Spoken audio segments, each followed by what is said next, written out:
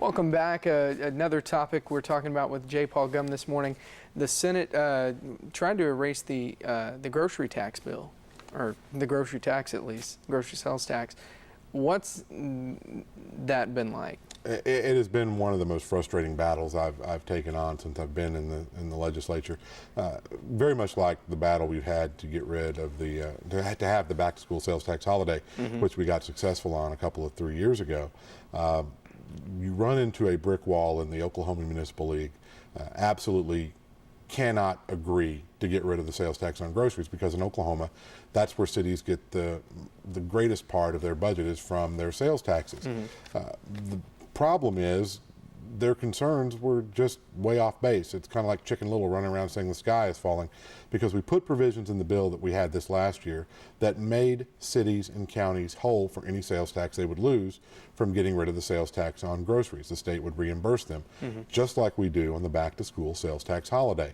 How would that work? How would you reimburse them? Where would that come from? It's very simple. It would come out of state general revenue funds. It come from other monies that the state has to make sure that the cities aren't hurt. And we also put a couple other protections in the bill this year to ensure that the trigger didn't fire until the state's economy had recovered, so that we weren't enduring shortfalls anymore, and we had the money in order to both endure the revenue hit from not collecting the state sales tax on groceries, and then also to reimburse cities and counties for their lost revenue.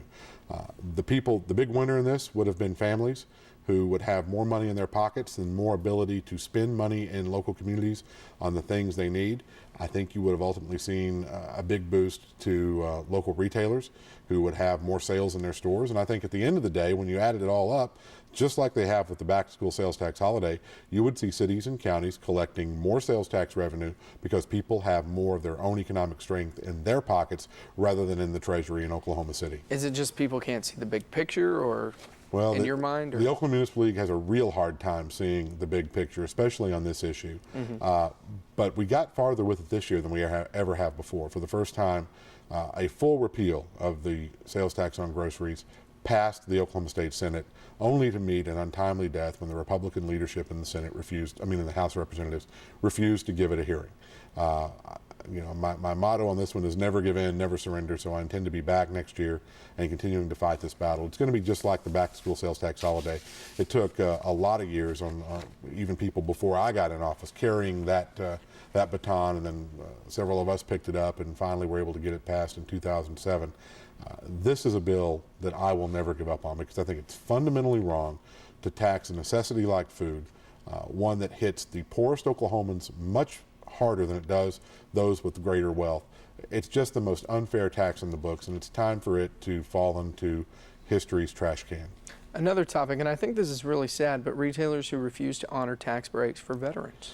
Well, a few years ago when I was chairman of the Senate Finance Committee and carried the 2 largest tax cuts in Oklahoma's history, part of that package was a sales tax exemption for 100% service-connected disabled veterans. We had gone through a time where veterans were not getting the kind of benefits that frankly they earned by protecting our freedoms. And so when talking to veterans, they said what they would really like to see is an exemption on their sales tax purchases up to a total of $25,000 a year. Well, when we first passed the bill, and I believe it was in 2005, we went to about 70% compliance. There were a lot of retailers that either didn't understand the law or really didn't make an effort to try to honor the law. The next year we came back, and that would have been 2006, and put in the law an enforcement capacity. It's a $500 administrative fine for every time a veteran is denied their exemption at the cash register. That got us up to about 90%. There's still a few retailers that refuse to honor that exemption, and there's one national retailer that as a matter of policy makes it very difficult for veterans to enjoy that exemption. So this year we passed another enforcement piece. It was, I think, a very strong enforcement piece. First offense will continue to be an administrative fine of $500. On a second offense, it gets referred to the local DA for criminal prosecution, a misdemeanor with a $500 fine. And I think the biggest piece of this enforcement puzzle is quite simply this. Right now, communications between the tax commission and vendors is considered to be confidential information. That's why I'm not saying who the vendor is, who the retailer is. Under the law, which will go into effect July 1st, every bit of communication between the tax commission and any retailer who refuses to honor this exemption as a means by the tax commission to enforce the law will be matters of public record. You think that'll change things?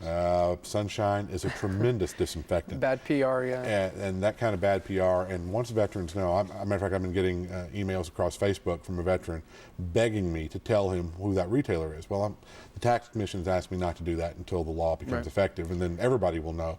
But that is a tremendous amount of purchasing power that potentially could walk right out the door if veterans banded together and decided not to visit a retailer who refuses to honor their exemption. We've got about 30 seconds left. You said on your way over here, I asked you in the commercial, I said, is this really a big issue? Is it really a problem? You said, got a phone call on the way over here up from a veteran who is very concerned that he didn't get his exemption honored by a retailer. Wow. And if you talk to the veterans, it's just a huge deal for them. I mean, they feel this is an exemption that they earned on the fields of battle. And to be 100% service-connected disabled, you had to give almost the last full measure of devotion. They earned this exemption. They ought to have it honored. all right. Well, thank you so much for coming on this morning, Senator. We Enjoyed definitely it. appreciate it. We'll have you on again, and thank you so much for watching this morning. We'll see you back here tonight at 10 o'clock with Shelby Lovins. Have a great day.